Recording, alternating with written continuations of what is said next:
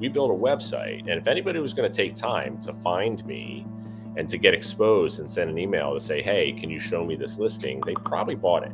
The fact that I was coaching made me better at brokering, and the fact that I was a broker made me more effective and of more value to my coaching clients and relationships. We got to establish credibility and establish expertise and have really great systems to continue to keep that mechanism running as we build business and continue to grow. Like, those are fundamentals that are a part of anybody that's going to want to scale at any level. Going back to what you were saying, I was just at a mayor's breakfast and we had a very in-depth conversation around the difference between the markets today versus 2020 to 2022, where when everything got shut down, people had to figure out a way to make it work. Right. And, you know, there was opportunities, very scary time for a lot of people. And I think it's the same thing now, where economically, politically, people feel very divided, very similar to back then. Yet, like, I see so many opportunity zones because the last 3 years, we've learned to do quite a lot more with less. So the people that are actually in the trenches, like, I'm fired up, where I see other people that are just putting their head in the sand. So yeah. I mean, like I said, I had a conversation with Ryan a couple of times, and with all of my clients, and I literally was just on a call this morning, and I had a client like open up MLS and go into it and look specifically at our market, because she sent me the screenshot of inventory with all of these down arrows, meaning like listings that had price reductions. Yeah. And so I said, all right, let's like really look at the dynamic. And in her in a busy market, Fairfax, Virginia, which is, you know, DMV, like suburb of DC, obviously a lot of questions and uncertainty around that market, right? And especially right now with what's going on. And sales in February were down 11%. Mm-hmm. Right. So, and then we looked at the broad, that was like Northern Virginia. Then we zoned into like what happened in terms of the rate of sales over the last couple of months. It had declined. We know it had declined. Many parts of the country in North America in general also have seen similar declines. Yep. Are there no sales? No. There's many hundreds and thousands of sales in everybody's individual market around the country. It's just that they're selling at a little bit of a lower rate. The next thing we looked at is, where's active inventory and how does that relate to like the supply demand balance? And it's still a feverish pitch. Mm-hmm. Like, her market, even when you factored in coming soons, which weren't even on the market yet, but we know that they're going to be, she still had less than a 2-month supply of inventory. Yeah. And we hear buyer's market every day, right? Like, oh, it's a buyer's market. It's a buyer's market. I'm like, well, we're at like 3.6. And if you actually look, we're in a stabilized market. Like, we're in a balanced market, right? Not a seller's, not a buyer's, like hedging towards a buyer's market. But at the same time, like, I think of the people that are taking action, we look at inventory here, and it's the same conversation where like our volume is down, but also like I look at automotive, I look at venture capital, I look at agriculture, I look at like every industry is down 20 to 30%. If you broke even or made money in the last year, you're actually winning. And if you think about really in the grand scheme of things, this has allowed people to become more efficient and look for opportunity zones. And it's made me think about like, what clientele do I actually want to work with? Right. Who do I want on my team? What support do I need? Like, we went through that time where we contracted and now we got a great leadership team in place. And I'm like, okay, now it's really time to upgrade the technology and the support. And that may be giving out some more jobs. That may be hiring some more tech or partnerships. Right. But I'm like, it's out there. Like, if you really spend the time looking, like, people are making moves every single day. And I think also my ad dollars are going a lot further, because every other brokerage and team, they're not spending money. I'm like, spend money now, because we can actually get more eyeballs. I'm definitely seeing that out there. They pulled back. And there have been studies. It reminds me, I gotta do a little digging to figure out to find where it was, but there have been numerous studies over the years historically of companies that leaned in down markets and how much market share they gained as a result of it, you know, over competition. And our business is exactly the same in that regard. Yeah, I love hearing that too. And my wife is the one that tells me not to spend the money. I'm the one that's like, I'll spend all the money, I'll figure it out later. And there's a balance to that, right? Like, where I think you do need to be profitable. There's a lot of real estate teams and brokerages that are probably losing money, if not like less than 25% margins. I think the most unique thing about you, so I met you obviously at Sell It 2024. We met in the back room. I had spoken. I know you were there, and you know, we had that interaction, and they were just launching the coaching program. As I got to know you on some of the sessions online, And I started looking into you actually specifically for this episode. It's like, you've negotiated over 3,000 transactions. You ride 1,000 miles for fun. Why don't we dig into a little bit of that? Like, where did the 3,000 transactions come from? Let's dig into a bit of your backstory. Yeah. So a lot, it's basically a lot of years. It's like riding the bike. You know, it's not a sprint. It's a very, very long journey. And so I started selling real estate in 1991. And, you know, right out of school, I had family that was like inspiration to get into the business. I grew up where I am right now, which is Center City, Philadelphia. But I had the great idea when I was like in my early 20s that it would be fun to live at what we call, and this is just a Philadelphia thing, we call it the shore, right? Most other places say you're going to the beach. And so I moved. You're talking Jersey Shore, like MTV Jersey Shore? Okay. Absolutely. Yeah. Awesome. So I thought it'd be fun to live there. And I did. And that was the beginning of my career. The kind of like just important notation about that was I wasn't from there. So I didn't have a network. So in those early years, the first like 10 years of my career, it was all just like, you know, like heavy prospecting. It was not a fantastic market in the 90s. We had a lot of expired listings. I door knocked probably every single one of them for the first 7 or 8 years in my county. And then between expired listings, you know, holding open houses and like old fashioned floor time, which would be today's version of like taking Zillow calls, for example. That's how I built the business, you know, and then ultimately started building a farm, getting involved. And I worked hard. I worked really hard in those years, and I did a decent amount of deals. And then as I grew, ultimately I grew a small team kind of at the advent of online lead generation. So I kind of leaned into that at a little bit of an early, in an early adopter type of a view. And it was crazy because it was so easy at that time. If anybody was going to take time for, like, if we built a website and if anybody was going to take time to find me and to get exposed and send an email to say, hey, can you show me this listing? They probably bought it. Right. Like that's as compared to today where we're seeing literally tens of millions of online leads. Yeah. Very low conversion rates. At that time, conversion rates were high. The intent was just at the top. It's funny you say that because like we do a lot of Facebook, Google. At the same time, though, my YouTube leads are the highest intent leads that I have. Like they've watched 6 hours of content. They're ready to buy. I got one last night on an expired listing that I was like, hey, is this still for sale? Next thing he's like, yeah, my parents have cash. We want to do a deal. Right. And it's interesting if you pay attention to the intent of people. And it's funny you say that. I like Google in general, you know, Google ads and YouTube ads were something that were like real. Because I jumped on that same bandwagon, like in the early part of the 2010s. Yeah. When Facebook Ad Manager launched, and it was so easy to gain relevancy in your local market.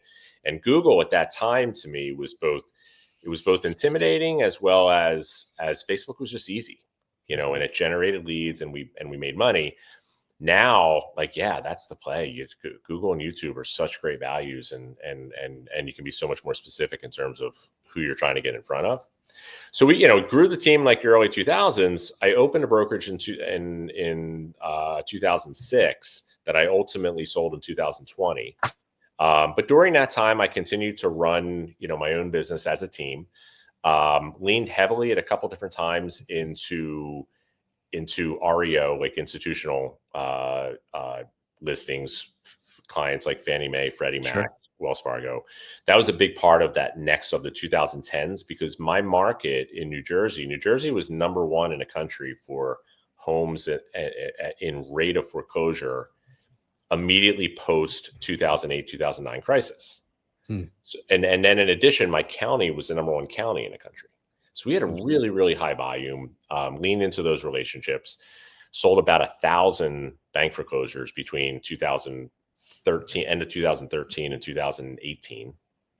And that was the growth. And then I started coaching agents. I was a coaching client for a lot of those years, like building up.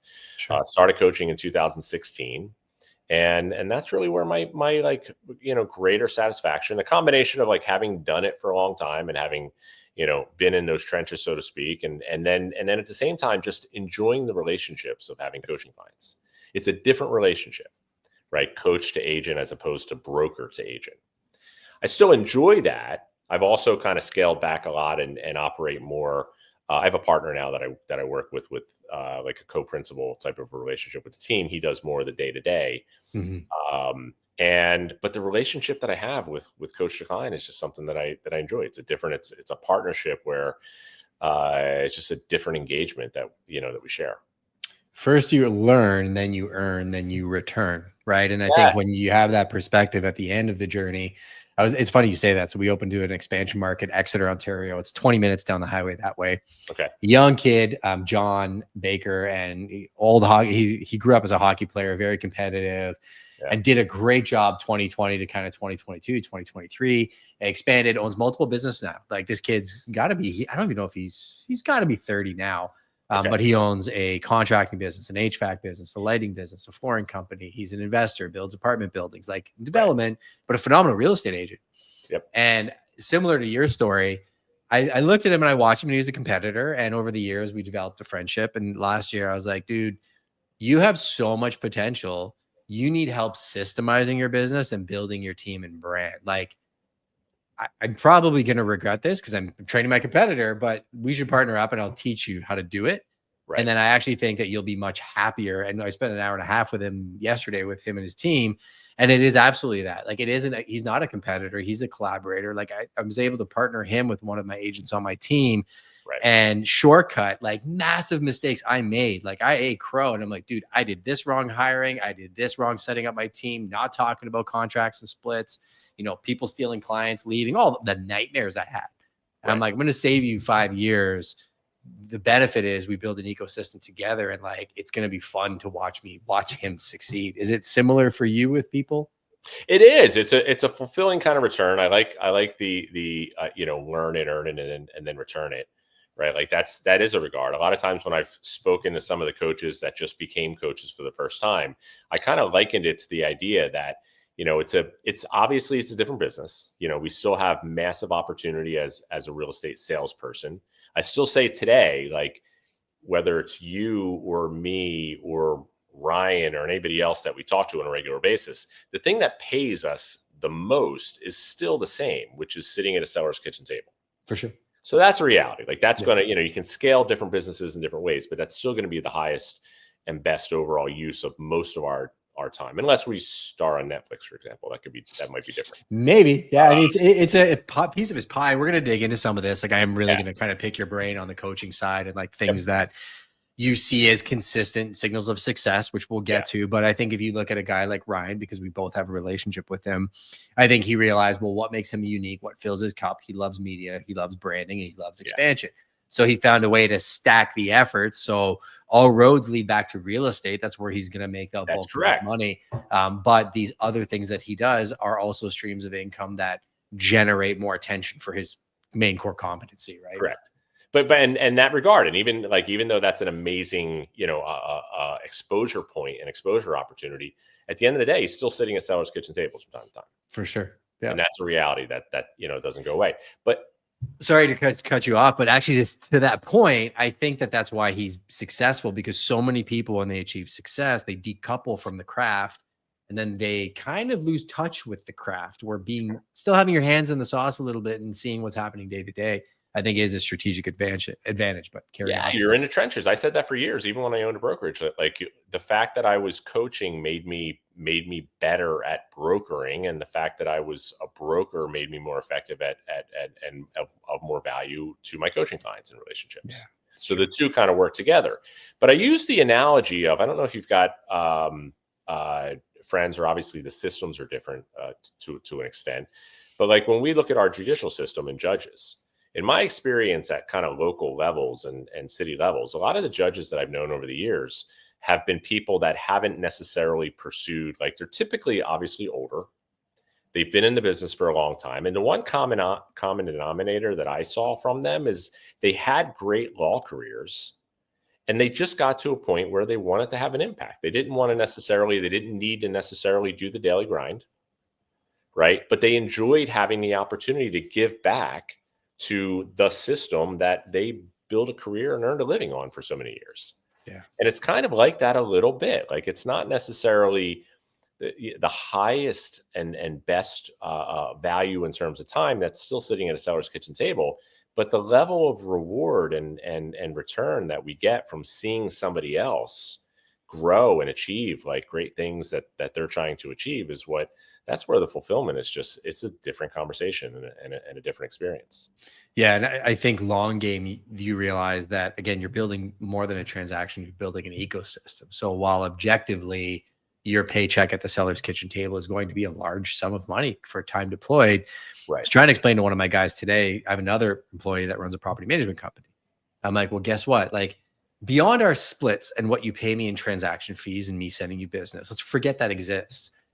How much of a benefit are you going to get now that John's on the team? Then he's got all those contracting companies that you don't need to go source flooring, lighting, HVAC, electrical, or anything. Do you not think he's going to give you preferred rates for your clientele? And now that's solved for a massive issue that you have in your business when you're running property management. You can focus on leasing to the best tenants, delivering amazing service to your people.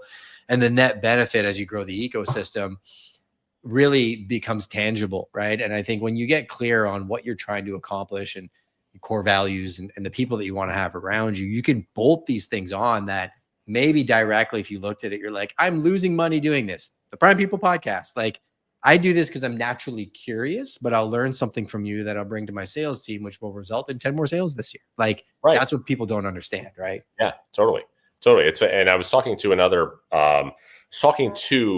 one of my colleagues at Sell It, and we were talking about another kind of like high level, like, person that's in everyone's conversations, every day, especially in the last month. Yeah. And I was explaining like an experience where I met this guy at another conference, and it's like early, it's like 5:30 in the morning, and I'm leaving a gym in a hotel. It's like in Vegas. Yeah. Like, if you ever been to the gym and you're leaving at 6 o'clock in the morning, there's people that haven't gone to bed yet, which is kind of funny. There's like 3 of us there. I would see you for sure. Right. If we were traveling together, there'd be like maybe 3 of us in there. So I'm walking back from the gym, and this guy comes up, and I know who he is, but he doesn't know who I am. And I start talking to, and I introduce myself. And for the rest of the walk back to like the hotel bank, he just peppers me with questions. Interesting. And it was just like, and that's it. Like, it's his way of being. He's just interested, curious, like wants to learn anything I can from any experience. And that's a winning play as a business person. Yeah, absolutely. So like going back to the basics, I think a lot of agents, and it's interesting because I call myself a day walker because I can flow with the influencers, but I'm much more old school and organic than you can imagine. Right. And I think there's a problem with our industry where it's celebritized being an agent, where agents think you need to start with that. I disagree. I think you have to start with the basics. You got to know the contracts. You got to know the market. Then you market yourself. Then you're prepared to answer the questions and convert. One quote that I saw from yours was, like, honestly, 90% of the top agents are good at just the basics and they're just consistent. Can you dig into that a little bit? I do. I mean, I think that we need to have, when I talk to an agent about like training and the things that we want to focus on as we're building systems, I look at there as being almost like 2 tracks. There are the basics, like which we need, and we need to fundamentally have those skills. We got to know how to navigate our local listing systems and contract portals and we have to understand how to like evaluate properties and search for comparables and make adjustments based upon those comparables and like work through all those fundamentals, navigate whatever CRM system and whatever the rest of our tech stack is. But then we also need to know how to like build a business. And that's in a lot of ways where kind of coaching comes in, right? Like, we got to understand, because we could be the best in the world at filling out a contract, but if we have no clients, we're not filling out any contracts. Mm-hmm. So we have to be able to understand what's our goal going to look like? How many people do we need to talk to achieve the goal? Where are they going to come from? What are the sources we're going after? What's the content we're going to create? And that outbound visibility, like that content push, going to look like? What kind of response is it going to get? How good are we at the conversation so that when we are in front of someone, right, are we winning at the kitchen table? Mm-hmm. And then the customer service, capacity, and then all the way down the line to things like just our financial tracking systems and so forth. We have to be good at all those pieces of the pie in order for business to grow, and then be good at like having the system so that perpetually and functionally they're going to continue to click. So that when we're doing a lot of the business creation activities, we don't come to a standstill when we start working with two or three clients. The rest of the lead generation has to continue to click. Otherwise, we're going to have, all the work that we did to get here in the next 3 to 4 months, we're completely flat because the mechanism stopped.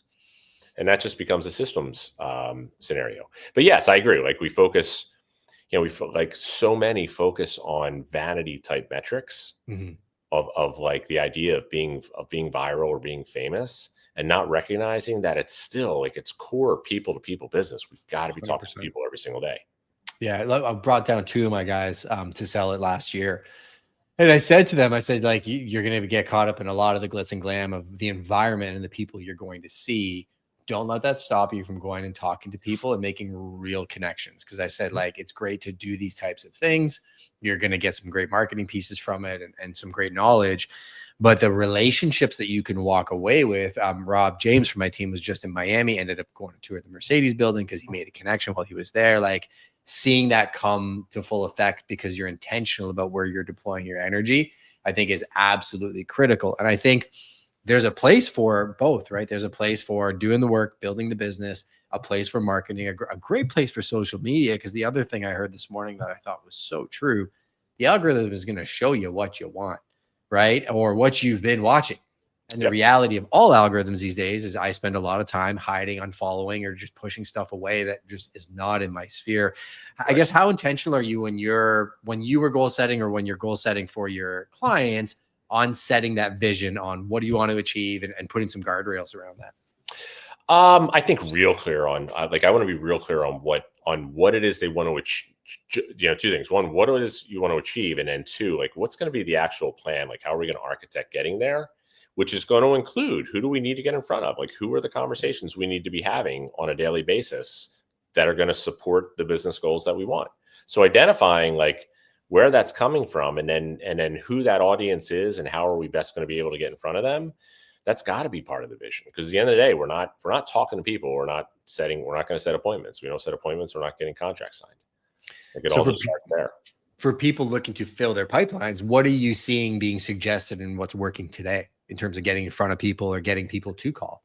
So I think the one like real reality that we all have to like recognize we got to focus on is obviously like listing attraction, regardless of what we think our market is doing. I think we're in an environment, and that's the singular thing with everything else that's changing in our industry.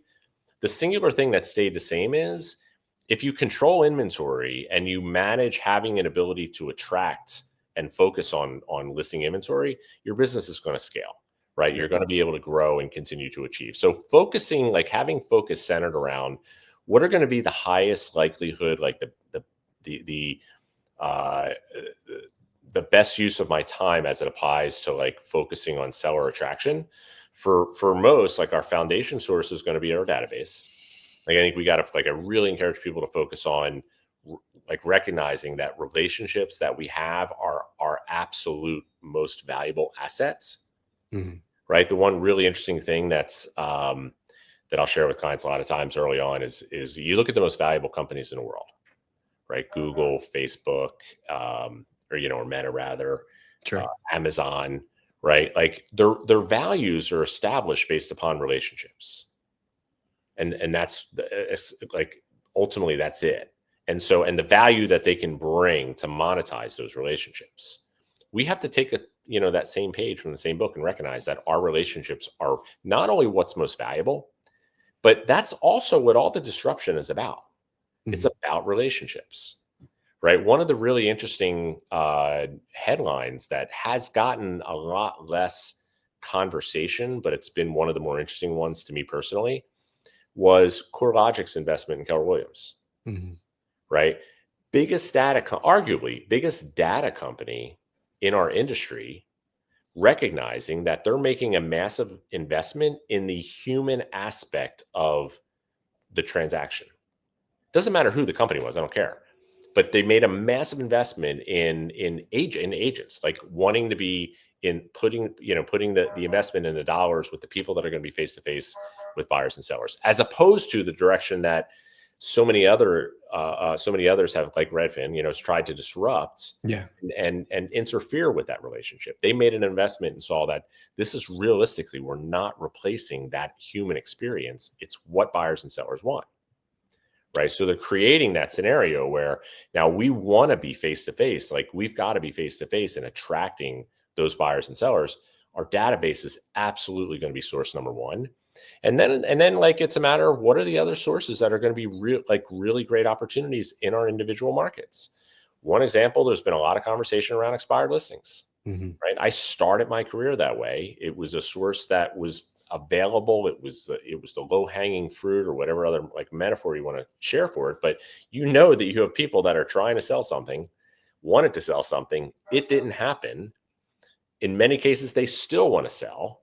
And it just becomes an opportunity for us to target and go after them with a strategy that brings value, separates us from the rest of the agents that are calling. So that's like like what I would call the one area that I love to identify when I'm talking about sellers and just lead attraction in general, is going after small subsets of people with a very specific message. Again, think about it. You log into Netflix, I log into Netflix, we get two different experiences. You log into Amazon, I log into Amazon, we get two different experiences. Right? If I'm targeting sellers, why aren't I giving them a specific experience that speaks to what they're trying to accomplish?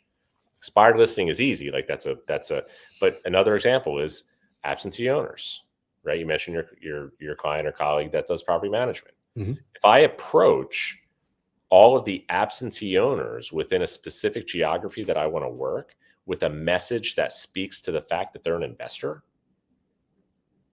with content that talks about what kind of value I can bring them, right? Or what kind of an approach, or what selling in today's market from an investment standpoint means to them, that's a more valuable and engaging and compelling communication.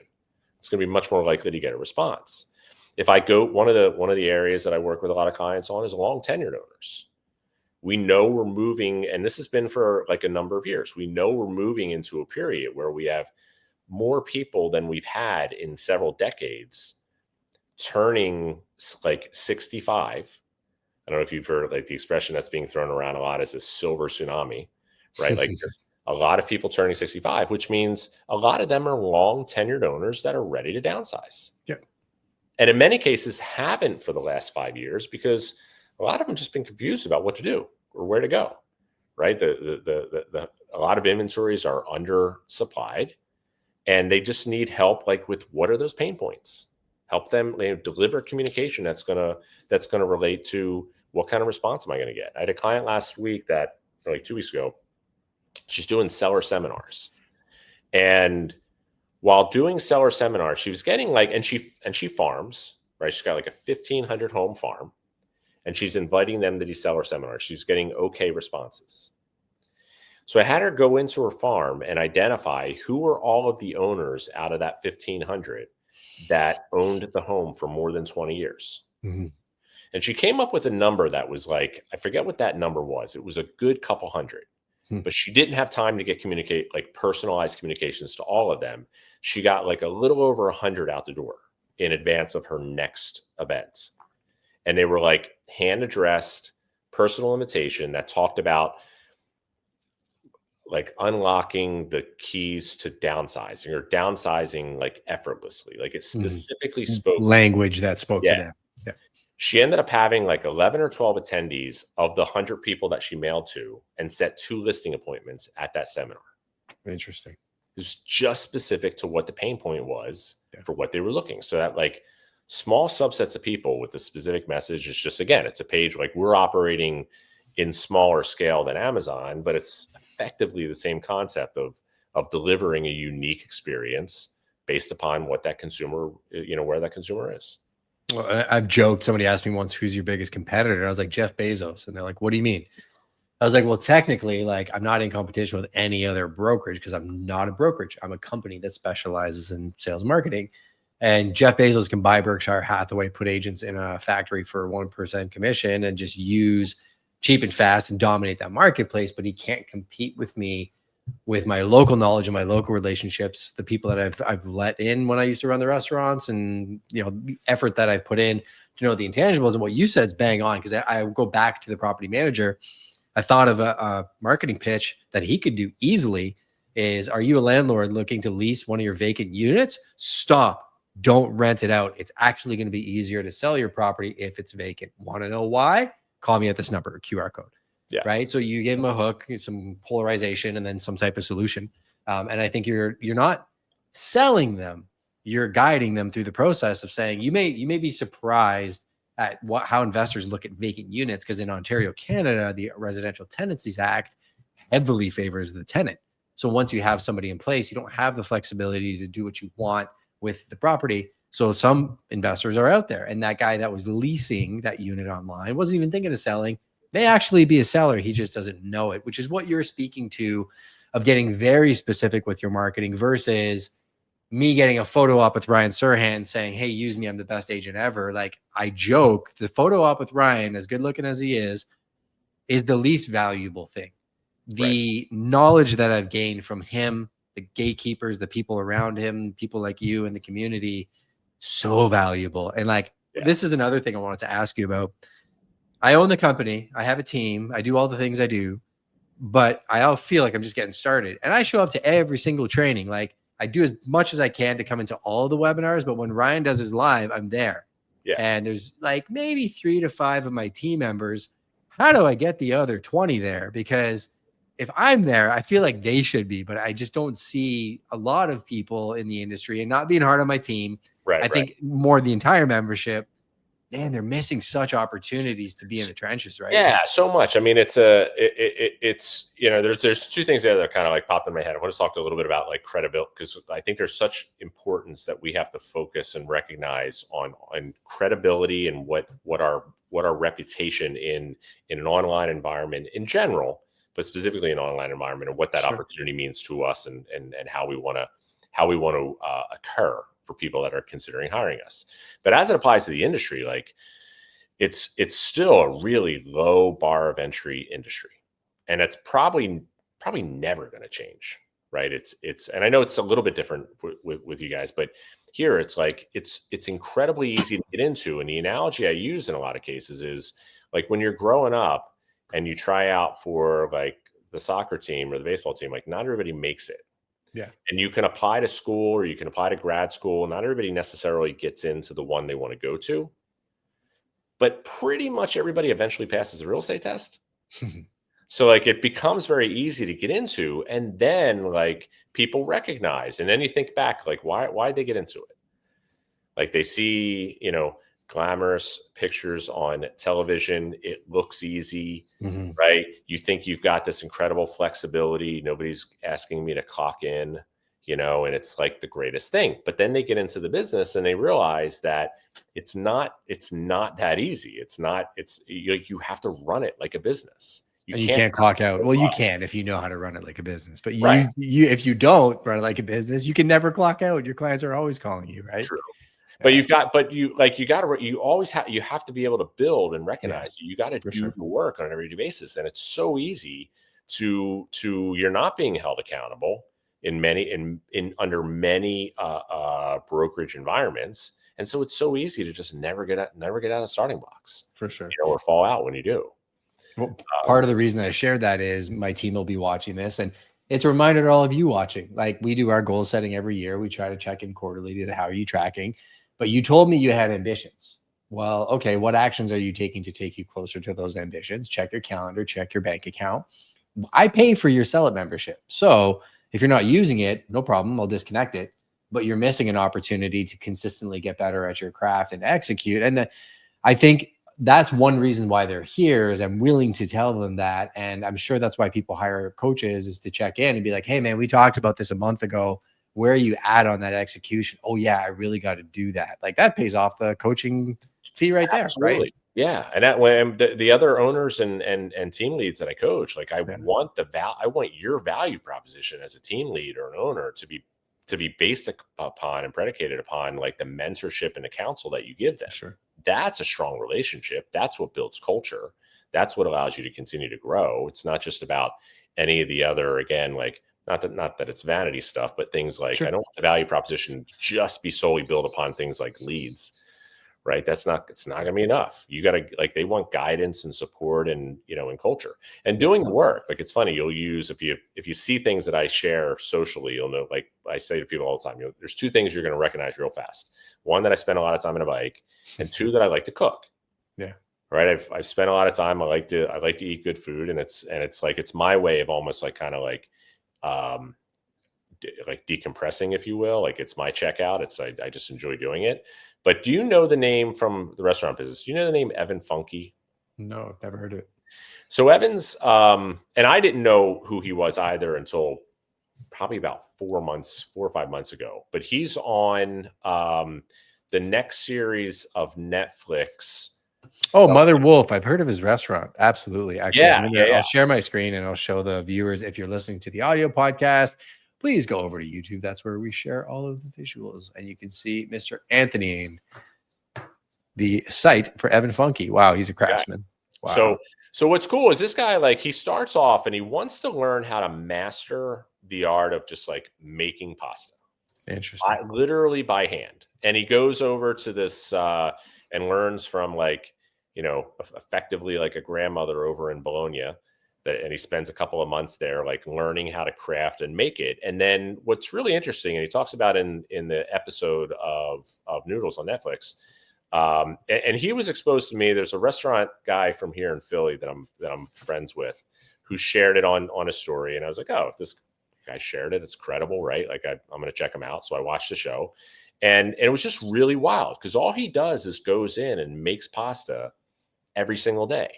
Your average dish has about 100 pieces of pasta that are about 1 gram each. So it's about 100 grams. So you think about it, an average night in a big LA restaurant, that's thousands of handmade, like, pieces. Like, that's doing the work. Yeah. I just want you to call it expired. Mm-hmm. Right? Like, this guy's like, and what's the net result is he has an amazing restaurant, like several. He's on Netflix. And then I saw, like, recently at the end of the year, it was either Forbes or Food and Wine or something like that, named him one of the 50 most important people in fine dining in the US. Interesting. And all he's doing is making pasta. Yeah. Like, every day, he's just, cranking it out.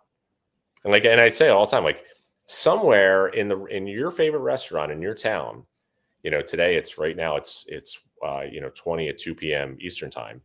But if it's the morning, like, somebody's in there right now making bread. Mm-hmm. Like, we got to get up and do the work every day. That's reality. And the people that achieve objective success, going back to your quote, real estate is simple until you skip the fundamentals, master the basics, and you'll outperform 90% of the market. That was one of your quotes. I think of our craft the exact same way, right? Like, whether you're a musician, you're an artist, you create samurai swords, you're a chef, you're a real estate agent. I've really tried to boil it down to the basics for my squad. I'm like, and tell me if I'm wrong, but I'm like, you need to learn the market every day. You need to prospect every single day. You need to market yourself. And then you got to follow up on the promises you made people. Those 4 things, it's really simple. If you do those 4 things, you could probably do a lot of those by 11 a.m. if you're disciplined. But I think people want the view, but they don't want the climb. And they find every reason as to why they're not succeeding, except for those fundamentals. Are there any fundamentals I missed, or just from your years of experience, that you'd say people should be focusing on? No, I mean, I think that's valid. And I love that they want the view and not the climb. A lot of times I would tell a for sale by owner, like, you want the hole, but you don't want to buy the drill. But no, you're right. It's the fundamental. Like, you've got to do the work on an everyday basis in order to execute. And there's such a small percentage of people that are willing to, carry it out, which is why, like, that we already have a low bar of entry. But then on top of that, it's such a small percentage of people that are willing to do that work every single day. Those are absolutely the fundamentals. The credibility part, just to kind of throw back at, is you've got, like, we know that now a lot of buyers and sellers, and particularly sellers, are making a decision as to whether or not to hire you at the time that like, before you've gotten to their home. Sure. Like, it's a Zillow shared that in one version, a consumer survey, NAR shared it. And so we know that. And so what that means to us is 2 things. One, our preparation in advance of the appointment is critical. right? But number two is how are we occurring in the areas that are important to someone to be able to establish credibility, whether that means Google reviews, right? And I'll share analogies like if I'm coming to Toronto and I want to eat dinner and I want to go to a certain type of restaurant, I could call a friend and be like, hey, where should I go? Which is what some sellers do, Sure. right? I could look at Google reviews. I could click the link and look at their website to try to check out the menu. You're going to Instagram, you're going to YouTube, exactly. all the things I do. Yeah, I like going to Instagram because it gives me a better ideas like what the vibe looks like. So I can do all those things. And so us as brokers and agents, it's the same thing. How are we occurring in those cases? And when you brought up like the fundamentals, expertise, I think, is an area that like more agents and more of us need to lean more into. Sure. Right. It's boring in a lot of cases, which is why a lot of people, or it's like you have to do the work to learn it, which is why some people like tend to shy away from that kind of content. But it's what establishes credibility. And I didn't actually, this just occurred for me literally this week. I was talking to somebody about just historically. And I remember back in 2009 when I was already, and bear in mind, 2009, I already sold real estate for, 18 years. I remember sitting in my office a couple weeks after Lehman Brothers failed, thinking, I got like nothing going on. Like, what the hell happened? And I sat down at that time and I pulled out a notepad, went in MLS and just started like charting stuff. And not to like over glorify. It was like, it was like 2 hours. I had nothing else to do. And I looked at everything that occurred, like listings for 10 years, like month at a time, listings that came onto the market, sales, median price, days on market, separated between existing home sales and new home sales, and then matched up some of the other like demographic information, population, new household formations, like all those things. And in that afternoon, it became real clear that like we just weren't paying attention. Like the data was there. We just weren't looking at it. And I vowed at that point to like never not look at it.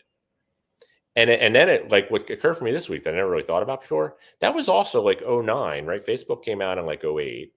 They bought Instagram in 2012.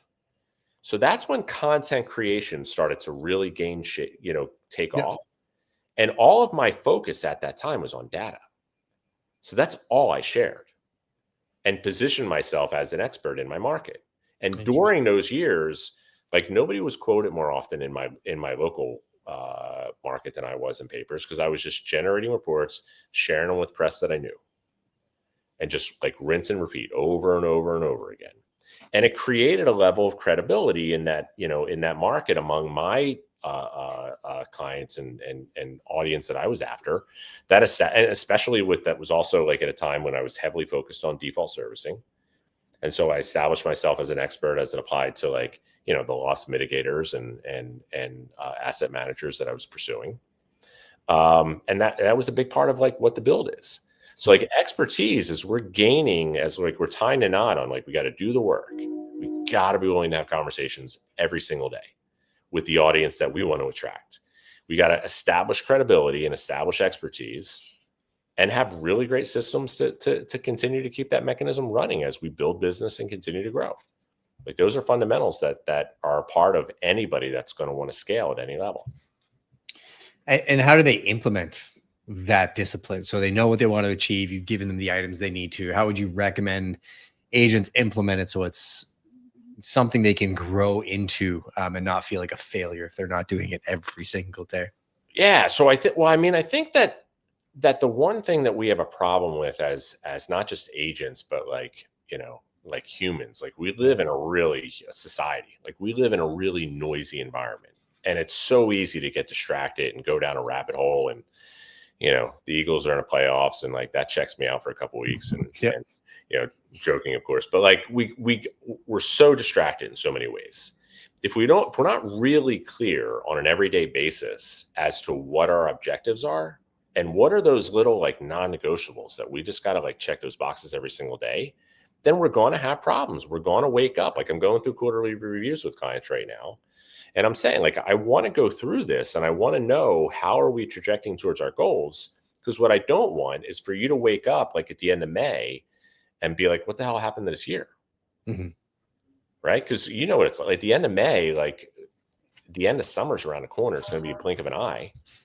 And so then we're like, how are we making adjustments if we need to, or observing, like you mentioned earlier about profit and about spend, like making adjustments on, are we getting a good return for the things we leaned into? Mm-hmm. Or do we need to make some adjustments at this point? Like this is the time that we want to look at those things. So if we have little measurables on our daily, like non-negotiables, which could include and should include things like time to really lean into studying the market and knowing, so I can feel confident when I'm talking to any of the buyers and sellers that I'm talking to, like really knowing what are prices doing? How is inventory tracking? Like what's happening in my market? So I don't sound like I don't have an, I don't know, or I'm not sure answer when someone asks me I saw the headlines, what's going on? Right. So like studying the market, and then what is my outbound reach? Like how many conversations am I having every day? Who are those conversations with? Am I having them? Like a system to really track and check the boxes. Content creation. Because like you said earlier, most of the things that we have to do can be done if we were really dialed in and disciplined and focused and intentional. They could be done by 11 or 12 o'clock. Yeah. And then you have to be on appointments and do all the other things. I agree. So I'm actually filming on the side some reels that I know are going to be sound bites of things that we've spoken about. We're obviously recording the podcast. My editor will take this and chop this up and redistribute it. I'm training my team at the same time as connecting with a friend and seeing what you're up to. Like, I think intentionality is literally everything. Why are you doing what you're doing? Are you doing it because it feels good, or it's tracking towards your goals? But it all starts at the beginning. And I think that was something I didn't have. Nobody guided me on early in my career, saying you need to set real goals. You get the manual, you get the PDF, maybe you do it once a year, but you don't really think about it, right? You're just trying to survive and get any sale under your belt. And once you have a little bit of skill and you start realizing the mistakes you made, I think being in an ecosystem of people, or finding people that you admire to draw inspiration from, makes that easier, because then you get to identify your flaws and where you want to refine things on that topic. Other than the chef, are there other people that you draw inspiration from, where, helps you establish your North Stars or compass? So I think that in different areas of discipline, right? Sure. So if it's like, if it's data, there's a couple sources that I'll go to on a regular basis to see like what's going to inspire me and keep me focused in on what I'm doing. Things like Lawrence Yun, who's NAR's chief economist, I'll typically stay pretty dialed into his content. A few of the other industry people like Stefan Swanepoel, Mike Del Prete, who creates like good content, the guys at 1000 Watt Consulting, really like zeroed in on keeping me wanting to kind of help me maintain relevancy in the types of content and the way I want to communicate. And then in other areas, one of the big it's kind of funny. It's one of the big inspirations that's really driven and has become a daily routine was a recommendation or a share from another mutual friend, from Brandon Bogart. Oh, interesting. But the Daily Stoic. Yeah. That's been a staple of my daily routine now for a long time. And all of the interviews that guy has. Yeah. Just had a great, I don't know what that book is. I get that newsletter as well. And I was actually just watching a video of his. Yeah. Some of the content I shared recently and the book is just out of reach on a counter here.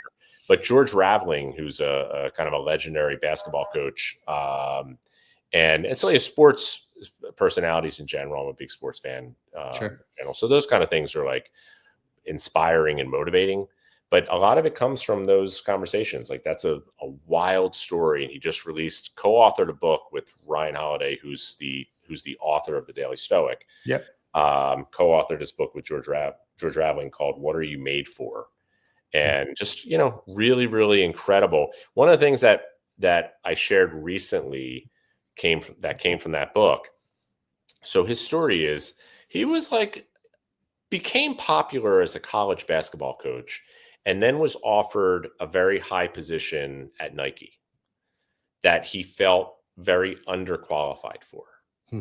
And did you happen to see I forget what the movie's called now, embarrassingly. Maybe it's Flight, but the movie that was like Matt Damon, It was the story of Nike signing Michael I Jordan. never watched it. Actually, I meant to. I know Ben what the one Affleck you're and Matt talking about. Damon, Yeah, and yeah. George Ravling's character was played by another actor's name escapes me, but when he was offered that position, he was there for a couple weeks, and then his mentor, and then he was literally like, "I can't do this. I'm not qualified for this job." This is before Michael Jordan came on board, and the guy said, "Yes, you are. This is all I want you to do right now for the next month. I want you to come in every day. I want you to leave a yellow notepad on your desk when you leave. Come in the next day and just write down what are the 3 things you got to accomplish today, and then do those 3 things." And just do that for the next month, and then let's talk. And he started doing that, and that just like reshaped his programming for how he then turned around and engaged that position, and ultimately became like very effective as an executive in that role. Was critical, a key component to Michael signing with Nike, and it was just, the rest was kind of history. And he's to today. So, as a matter of fact, Michael Jordan wrote the foreword in the book. They're still tight and good friends, but it's just execution. Yeah. Right. We know what we have to do. We just have to execute on an everyday basis. I would even say it's easier than that. You just got to show up. Like once you're in the office, or once you're in the gym, or once you're on your bike, you've never regretted it. But it's that time lapse beforehand where you'll find every excuse not to show up, and then regret the work that you didn't do and wonder why you didn't accomplish the things you didn't accomplish ultimately. Right. So I will check that movie out. I took a bunch of recommendations from you. I want to be very thoughtful about your time. We're over time because it's like talking to a brother, and I could talk to you for hours. So we'll repeat this for sure. I guess the last question I'm going to ask you for everybody watching is, what legacy would you want to leave in real estate and coaching? So it's a great question. And I think that what I'd love to see is, I don't have any question about the value that we bring and the way we occur and impact people. Like, I treat our position as a responsibility, our position in a transaction, right? Our relationship, I treat it as responsibility. It's not a privilege, right? It's a massive deal in people's lives. Yep. You don't do it that often, and it's incredibly heavy. There's a lot at stake, and we deal with all those sensitivities on a daily basis. And I just wish, and I hope that we continue to hold that as like esteem that as an important of a responsibility as it is, with the ultimate goal of just improving and uplifting our own reputation and the value that we bring to the buyers and sellers that we represent every day. Like, really treat this responsibly, and treat the relationships responsibly. That's my biggest wish for any of the clients that I coach and clients that I work with. Like, treat it seriously. It's a big deal into people's lives that we get to work for. Well, I can tell you, as we become more and more a technology company, we're real estate media and now technology. Yeah. Those agents that don't are gonna be gone. Bezos will put them in a factory. They'll probably get less than 1%.